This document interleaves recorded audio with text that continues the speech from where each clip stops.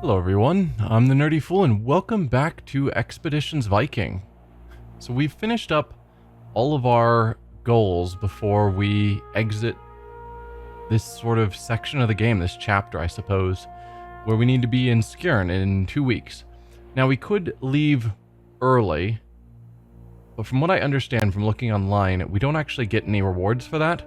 We just lose out on the time of collecting resources at camping as well as upgrading our homestead. So it's better to use the time we have, but I think that'll be boring to watch. So, just grinding away time. So my thought is I'm going to play grinding away the time, and I'll just cut out anything that feels like filler, just so that you guys can see the important stuff. Now, among the tasks I'm going to do, I believe there's an achievement for clearing out every campsite that's occupied. So I might swing around and try and hit all of them. Unfortunately, there's like one way out here. It's going to be timely to get to. But yeah, that's the goal. And then by stopping at campsites, I can scout for resources as well as hunting for resources. And then use up my time effectively to build up Skjern. So I'll get on that and just cut to whenever something interesting happens. See y'all then. Oh, looks like our market just finished. So we could keep working on improving our market.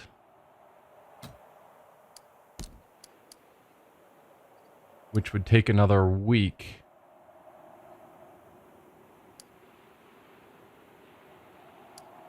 Or the more. Do I think hides and salvage is important? I mean, obviously. I guess I've got lots of wood, but not tons of wood.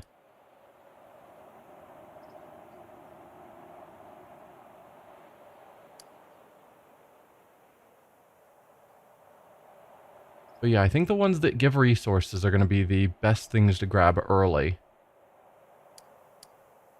Which makes me think probably the moor and the blacksmith are more important than the market.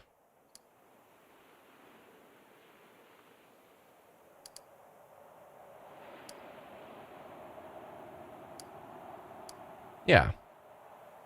It's only 25 wood. Takes 1 week.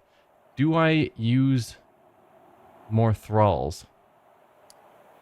Sure. We're trying to get done as much as we can.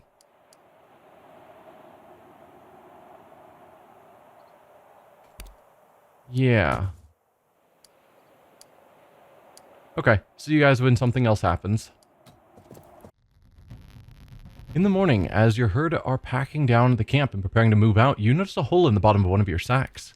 You check the rations stored within to find that much of it has been chewed upon by rodents. Half the contents will have to be discarded. Lost 12 rations. That's a shame.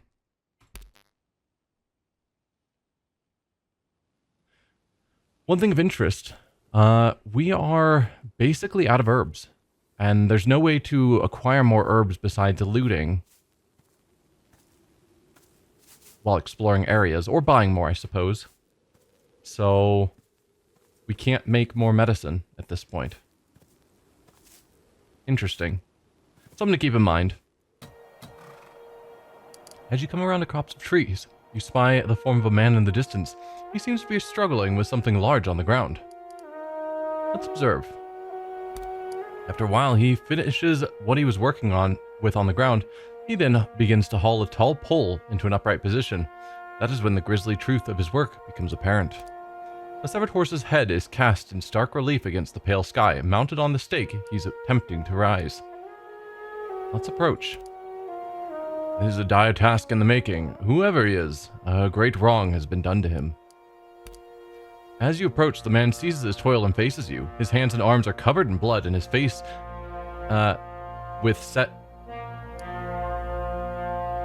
His hands and arms are covered in blood, and his face is set in grim determination. Leave me to my work. What are you doing? This is a Nid-Pole. It's a powerful curse. He nods solemnly at Gunnar. Egrimer took a beloved friend of mine, too soon and without grief or guilt. He refused to face the justice of a duel, so I'm raising this Nid-Pole against him for his cowardice. Who is your friend? Tears shine in his eyes as he recalls the answer. A sweet hound, who had not yet seen his first winter, a companion given by my sister. May I help you? He stares at you blankly for a moment. If you wish. The pole is raised, stuck fast in the gruesome bed of the headless mare's chest. With deliberate care, he turns the visage atop it towards the stead. Here I set up a Nid-Pole, and this curse I turn on Aegrimir. This curse I turn also on the wights who dwell in this land, that they may all wander astray, not reach or find their home till they have driven Aegrimir from this land. He then kneels and begins to carve runes into the pole, expressing the form of the curse. It is done. He stands there for a moment, staring at his work. Then he turns and, with heavy steps, leaves the ghastly effigy. Carve the horse up, shame to waste such good meat. No, we're not going to carve up the curse that he's placed on someone else. That seems like a way to get yourself cursed. We will leave. Alright, we finished the next level of the sacrificial bog. I kind of, at this point, wish I'd gone with the herbal glade, since we can just get more meat from hunting, but there's no way to just find more herbs. It feels like the glade would have been better. Also, if I'm wanting to focus more on prosperity, I guess they're both prosperity. I assumed that the sacrificial bog might be for martial might. Still, herbs might be more valuable, so I probably should have gone that route. But yeah, let's go with sacrificial bog rank 3 as our next upgrade. Only 10 wood, 15 hides. That seems really cheap. Do I give up 2 more? How much time do we have at this point? Still a lot of time. I'm getting low-ish on wood. Not really. I think it's fine. Let's use the thralls. And give it another 3 days to finish this task. Well, I came to Reeb because we were sort of in the area, bought some more resources because we were out of herbs, which made it impossible for me to make more medicine. And I figured wasting my people trained in witchcraft's time while camping, when I'm planning on doing quite a bit more camping, felt like a waste. And then I also bought some more wood. So used up a bit of resources, valuables, a little bit of salvage, spent some rations because those are easy to come by, and we're stocked up to do more processing at our campsites. Just a small update on what I've been doing. So yeah, catch up to you guys when we get a little bit farther. You and a herd are traveling along the banks of a stream, running along the bottom of an overgrown ditch, when suddenly a yelp from behind you grabs your attention. You spin around just in time to see Datus topple into the ditch. The soil along the edges shot through with thin roots that have stolen away the stability of the ground. She gives a grunt of frustration as she flounders in the plant-choked stream, pushing aside the long, broadleaf-tipped stalk. The archetype? We've seen this one. The archetype clambers. Archetype seems like a weird statement here. Clambers back out again with a steady stream of muttered complaints. Datus' skin is flushed with embarrassment, but a growing look of discomfort reveals that there may be more to it than injured pride. That plant, it's hogsweed. Datus will be in great pain soon if we don't clean off the sap and make a poultice to soothe the skin. So, 5 medicine, sure. Hold still, Datus. This will help. It takes a few moments, but after cleaning away the sap with water from the stream and applying a poultice, Datus already shows signs of improvement. That's much better, thanks. I'll be more careful next time. Thanks to your quick diagnosis and response, Datus will recover quickly, and with little discomfort. Over the course of a few hours, she is able to toss away the poultice, with nary a mark to show for the ordeal. The faint, sickly sweet stench of carrion hangs in the wind. Ahead you see dark forms of crows, flapping eagerly against the pale sky. As you approach, you find the signs of battle and blood-soaked soil. Several bodies litter the area, and the dark birds have begun their feast. Let's stay and investigate. This one also feels familiar. Are there just only a handful of events, and we're now repeating them? You decide to search the area. With raised voices and flailing arms, you chase away the crows, who take wing with raucous protest. Then you set about your grim task. Though you search for a while, you find little to implicate who these warriors once were. You do, however, think that you might be able to salvage some of their arms and armor, unless the elements claim good steel and sturdy hide. Roskva dusts off her hands and looks at you, brow furrowed. If you are thinking to take from the dead, you would do well to remember the whites. All that we see here belongs to them. If you wish, take if you wish, but do not steal. Scavenge, but leave an offering. You uncover, so our superstitious followers gain morale. Good stuff. You uncover an intact piece of equipment, worn but serviceable. As payment to the spirits of the land, you leave an offering of silver behind. What did we find? Pattern welded spear. Probably not that exciting. It is significantly more damage, actually. Though pattern welding a spear tip might seem like overkill, the extra flexibility allows for more powerful and accurate thrusts. Does significantly more damage, a little bit less armor piercing, and a little less crit. But I think that is a worthwhile improvement.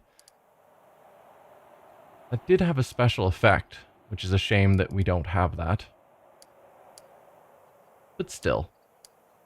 Oh, and I did actually fix up the cursed mail, but never considered putting it on someone. So yeah, that's really good damage reduction. But the penalty to morale is real bad. And I could give it to myself. It actually can take my morale down. That is surprising.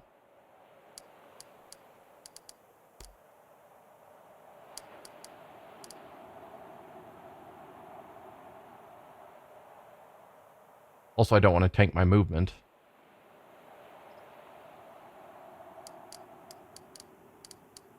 I guess I could give it to Nefia. She's quite loyal.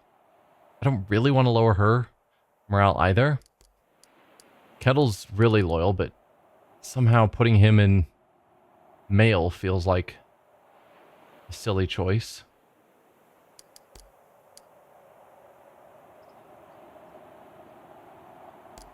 Maybe we give it to Nefia. Make her quite a bit tankier, since she isn't going to be using a shield. Arguably neither is Gunnar, but his whole shtick is that he doesn't use armor. I say as I have him in armor, but still.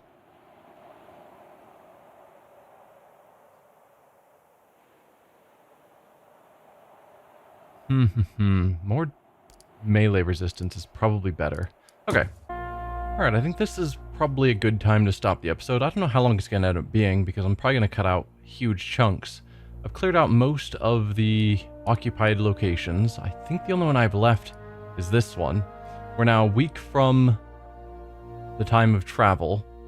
We just finished up the last level of the moor, so I've started the blacksmithing. I've chosen for salvage over hides weekly. I guess tri-weekly, because salvage is more valuable from what we've seen. I don't know which is going to be rarer, so just based on that, salvage seems better. I used one more thrall so that it'll be done in 5 days. Since we're a week away, that'll mean... I wasn't sure if how the timeline would play out exactly, how close that 1 week... I don't know. I want to make sure that I'm done before our trip so that I can start the longhouse upgrade once this finishes before we start our journey. But yeah, that's it for, I guess, what I've been working on in this episode. Hopefully the episode's still a reasonable length, but I'll see you guys next time as we continue clearing out this area and preparing to go on our journey. Thank you all for watching, and I'll see you then. Bye.